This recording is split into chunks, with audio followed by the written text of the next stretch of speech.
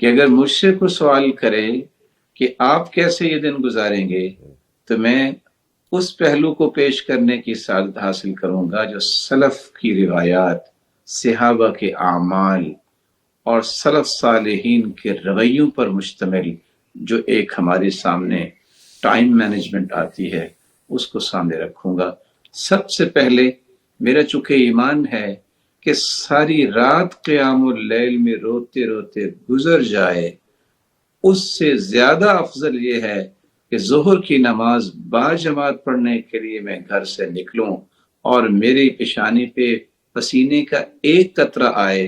وہ ان ہزار آنسوؤں سے افضل ہے، کیونکہ ظہر کی نماز فرض ہے جبکہ قیام اللیل فرض نہیں۔ تو میں سب سے پہلے اپنا ٹائم ٹیبل بناؤں گا رمضان مبارک میں داخل ہونے سے پہلے، کہ میں نے فار ایگزامپل 4 بجے اٹھنا ہے۔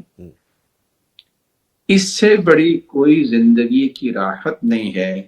کہ میں رات کی تاریکی میں سحری کے وقت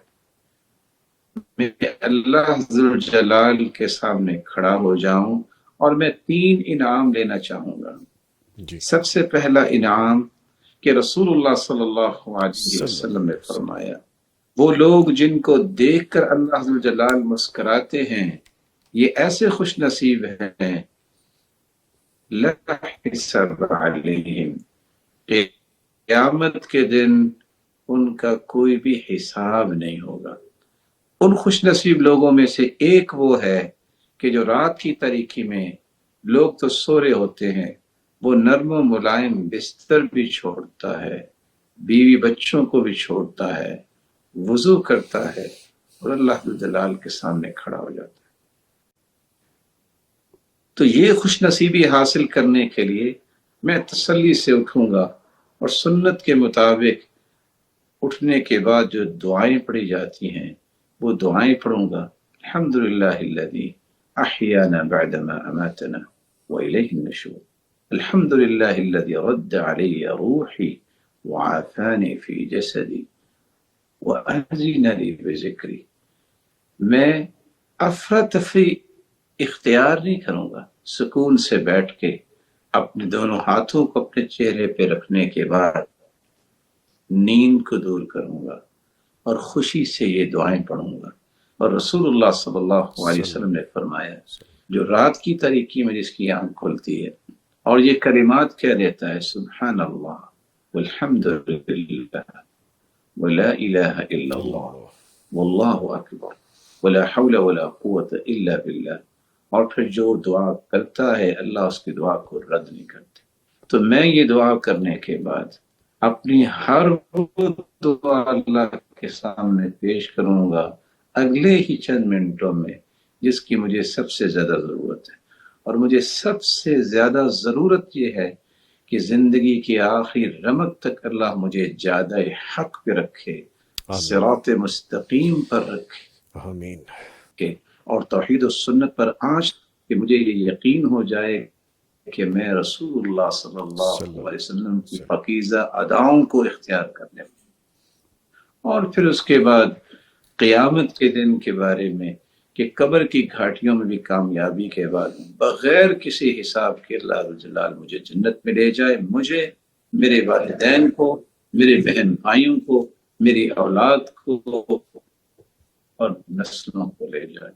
اور میرے ساتھ جتنے تعلق رکھنے والے ہیں الہ العالمین ان کے ساتھ بھی ایسا ہی معاملہ کرے۔ آمین، آمین، آمین۔ دوسری بات جو میں لینا چاہتا ہوں وہ یہ ہے کہ اللہ تعالیٰ نے قرآن مجید میں یہ فرمایا ہے، وَبِالْأَسْحَارِ هُمْ يَسْتَغْفِرُونَ۔ رمضان المبارک میں ہماری سب سے بڑی پریشانی یہ بنتی ہے کہ میں نے سحری کرنی ہے اور باتیں کرتے پھریں گے، غصہ کرتے پھریں گے، اچھا ابھی نہیں تیار ہو گئی، اچھا کیوں لیٹ ہو گیا۔ کاش ان لمحات میں چلتے پھرتے وضو کرنے کے بعد کچھ دعا کر لیں، قرآن پڑھ لیں، نوافل پڑھ لیں، نہیں تو استغفر اللہ، استغفر اللہ۔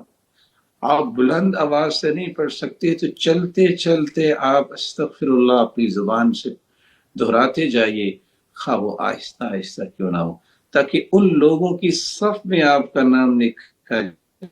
جائے جو سحری میں استغفار کرتے ہیں، اور یہ وہ وقت دنیا پہ نزول فرماتے ہیں جیسا کہ اس کی شان کو لائق ہے، اور جو انسان مانگے وہ اللہ الجلال اسے عطا کرتے ہیں، تو مجھے اس وقت کو ضائع نہیں کرنا۔ جی دوسری بات جو میں اپنے اس دن میں شامل کروں گا، میں اذان ہونے کے بعد کوئی کام نہیں کروں گا، میں فوراً 2 رکعتیں ادا کروں گا جو سنت ہے، رکعت الفجر یعنی میں یہ کہتا ہوتا ہوں جس نے دل کی محبت کے ساتھ سنت کے مطابق فجر کی 2 رکعتیں پڑھ لی، یہ دنیا جہان میں سب سے بڑا امیر ہے، کیونکہ حدیث کہتی ہے رکعت الفجر خیر من الدنیا وما فیہا، جس نے 2 رکعتیں پڑھ لیں فجر کی نماز سے پہلے، وہ دنیا اور دنیا میں جو کچھ ہے اس کو بیچ دیا جائے تو ان 2 رکعتوں کی قیمت ادا نہیں کر سکتا۔ سبحان اللہ۔ تو سب سے بڑا امیر تو یہ ہوا۔ پھر میں 5 نمازوں کی پابندی اس طرح کروں گا کہ اس سے بہتر تو کوئی وقت نہیں ہے، میں ایک لمحہ بھی ضائع کیے بغیر 5 نمازوں کی پابندی کروں گا پورا مہینہ، اور یہ اللہ کی توفیق کے ساتھ ہی ہو سکتی ہے، اس کے فضل سے ممکن ہے، اس کی عنایت سے ممکن ہے، اس کی رحمت سے ممکن ہے، انسان کا اس میں کوئی بھی کردار نہیں ہو سکتا جب تک اللہ کی رحمت شامل حال نہ۔ یقیناً۔ صبح کی نماز پڑھنے کے بعد اکثر لوگ سو جاتے ہیں، اتنا سہانا یہ وقت ہے کہ نئے دن کا آغاز آپ قرآن مجید کی تلاوت سے کریں۔ یہ میں ان لوگوں سے کہنا چاہوں گا جنہوں نے کبھی قرآن کو ہاتھ نہیں لگایا، اللہ اکبر۔ لیکن چھوٹا سا ایک پروجیکٹ ہے، 5 نمازیں ہیں، نو ڈاؤٹ کی اذان کے بعد جماعت تک اوقات فجر کہ وہ باوضو ہو کے بیٹھا ہے، اذان کے بعد مسجد میں پہنچا ہے یا اذان سے پہلے پہنچ گیا ہے، اس بندے کی زندگی اتنی خوبصورت بن سکتی ہے، اس 10 منٹ میں 15 منٹ میں بڑے سکون سے بھی پڑھے تو 4 سے 5 صفحات قرآن مجید کے آرام سے پڑھ سکتا ہے۔ 5 نمازوں کی اگر یہی روٹین ہو تو 25 صفحات جو ہیں وہ روزانہ کے بغیر الگ سے وقت نکالے وہ پڑھ سکتے